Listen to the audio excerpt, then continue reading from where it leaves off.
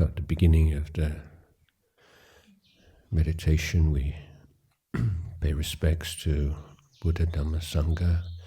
You may even have maybe a phrase that you use to orient your mind when you begin to meditate. Recollection of the virtues of Buddha, Dhamma, Sangha. The most important thing is that we are generating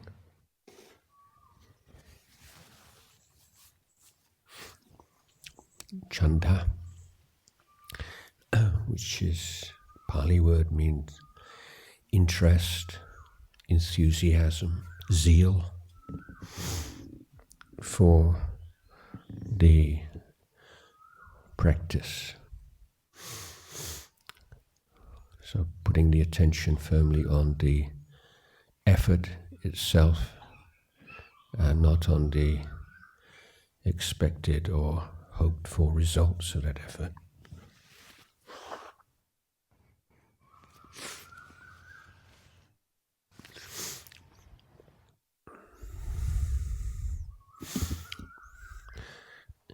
In some cases it may simply be reminding yourself, I am going to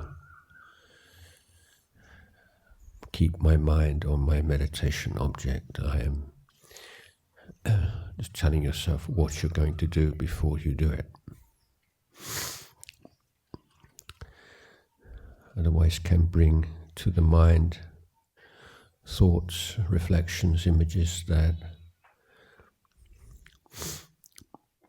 are encouraging and inspiring and promote a sense of deep interest and commitment to the practice.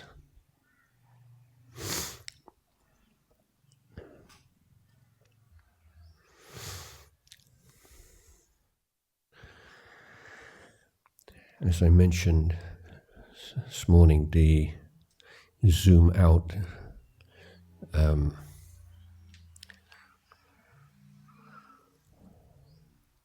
technique of being aware of the breath in a very kind of relaxed, loose way, in which the awareness of the breath is accompanied by the equanimous, the equal, even-minded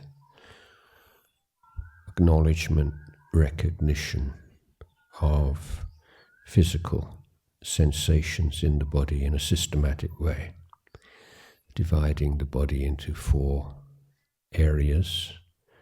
First, the head, the face, the neck. Secondly, the shoulders, arms, hands, fingers. Thirdly, the torso. Fourth, the lower body from the hips to the feet, toes. And spending time, you may measure this time by allotting a certain number of breaths to each area. And then after completing the 4th area, then integrate them all into a general awareness of whatever physical phenomena, physical sensation arises. Simply acknowledging it, noting, not focusing on it at all, just allowing it to do what all sankharas do. It arises and it passes away.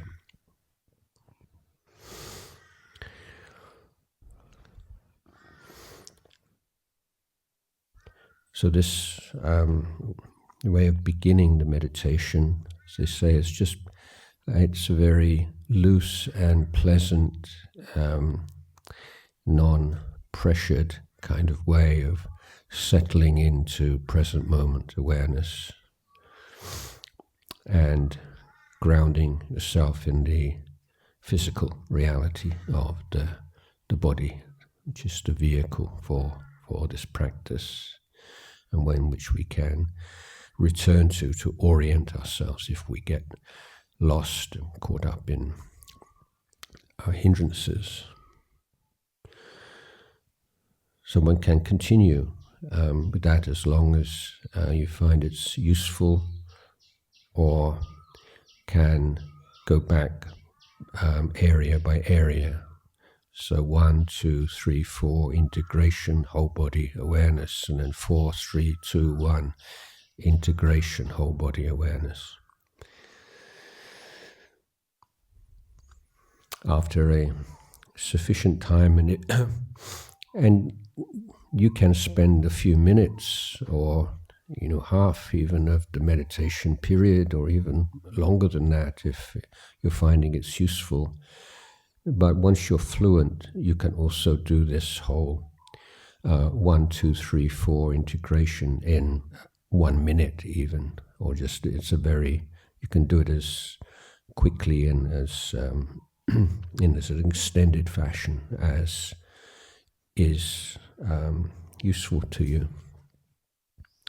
This ability to be aware, 1, 2, 3, 4, 5 whole body awareness is one of the meditation techniques which is very usefully applied in daily life. You're in a stressful situation, or some difficulty, and just stop and just be aware of the breathing in and breathing out, the head, face, neck, shoulders, arms, hands, fingers, torso, lower body. Breathing in, breathing out. It's a very good way of re-establishing awareness even in busy situations. So it's a good skill, meditation skill to learn, whether or not you want to make it a real vehicle in your practice. Then we focus, we zoom in, having zoomed out to the maximum, zoom in to the area, the spot which you've chosen as your kammatthana, as the base for the more refined and closer and clearer boundary for attention. And the attention on the breath here, we're not following the breath inside the body or not following it outside. And the similes that are often given is of a gatekeeper who's simply aware of who's coming in, who's coming out, without taking any more interest in those people. Or of someone sawing a piece of wood where the attention is on where the teeth of the saw meet the wood.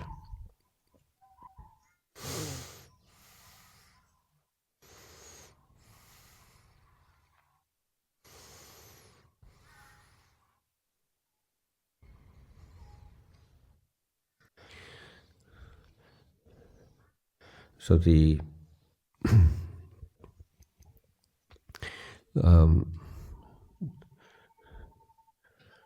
skill that one of the skills that we are learning here is we call vitakka, which becomes one of the jhana factors, and is the jhana factor credited with preventing and overcoming dullness, sloth and torpor.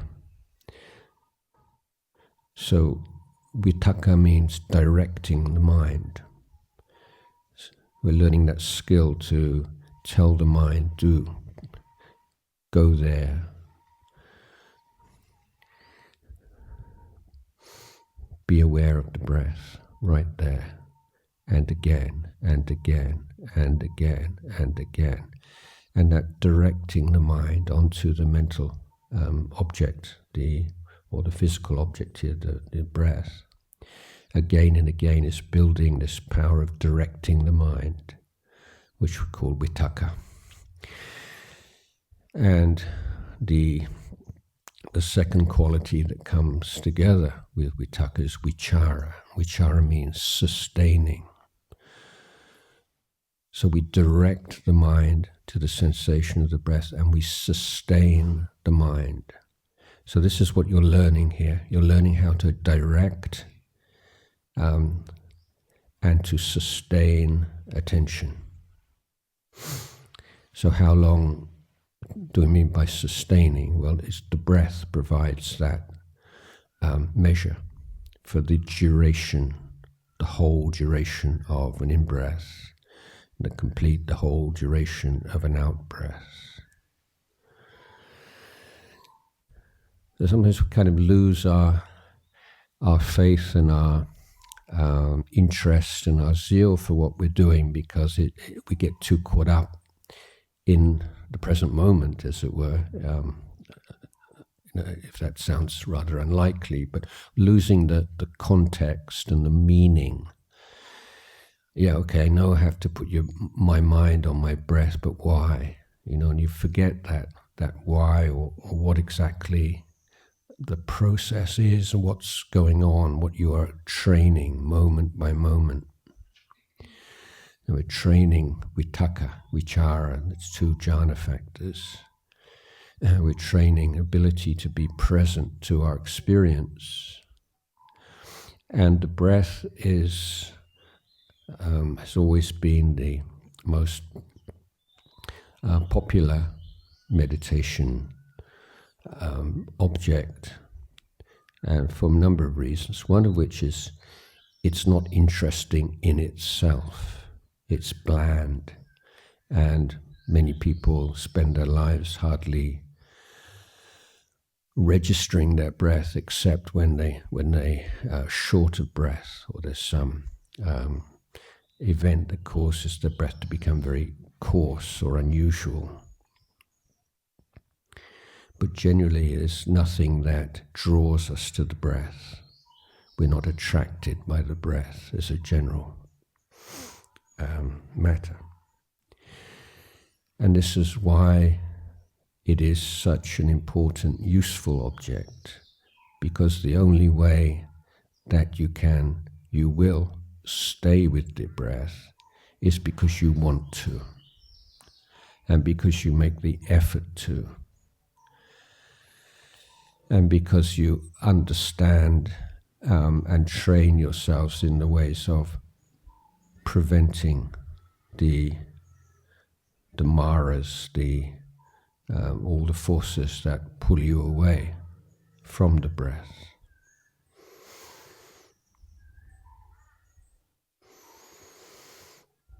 So we direct the breath, we sustain attention on the breath, and by doing so we hold the breath in mind. And this is what we call by mindfulness. We're not forgetting the breath.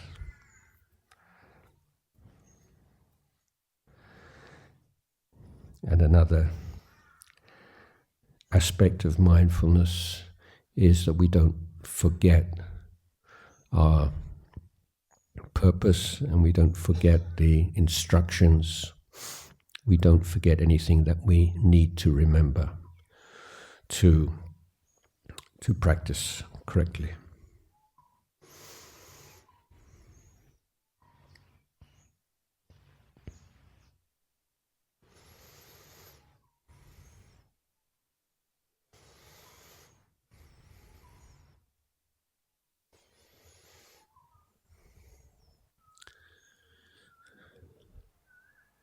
To be with the breath is certainly not easy, and we can apply certain skillful means to strengthen the bond between the knowing mind and the object, that which is known.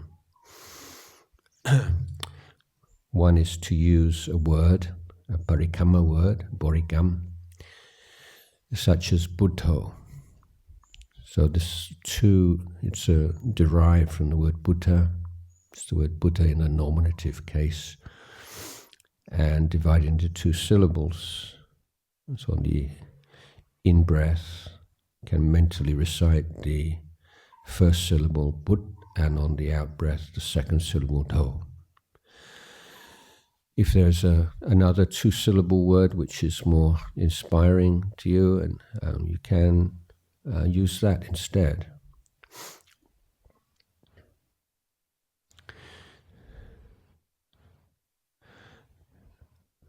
Now the breath changes as you focus upon it. This is one of its special qualities.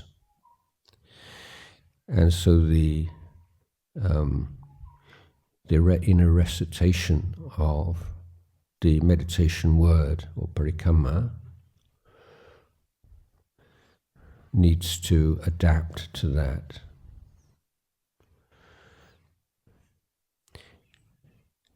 And again, you can be creative with this. For example, with the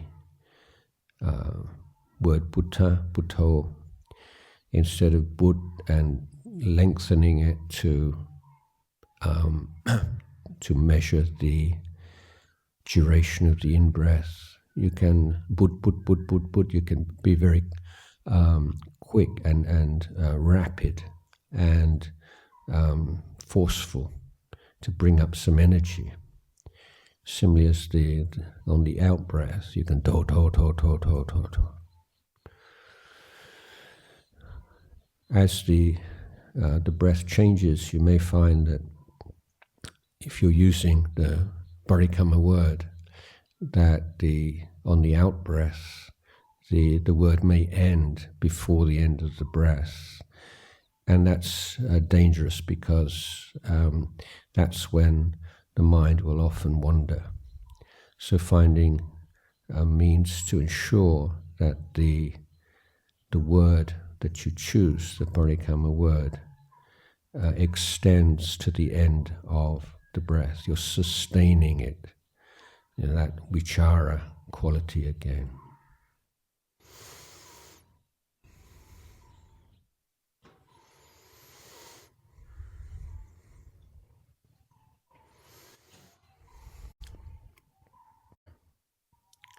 So creating and generating sense of interest and zeal, which is not tied to results, but is tied to the meaning and the value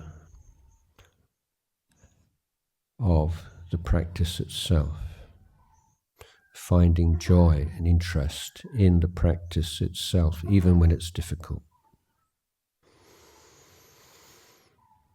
On occasions, using the thinking mind to strengthen the chanda, the commitment, as a way of guarding against hindrances or letting go of hindrances.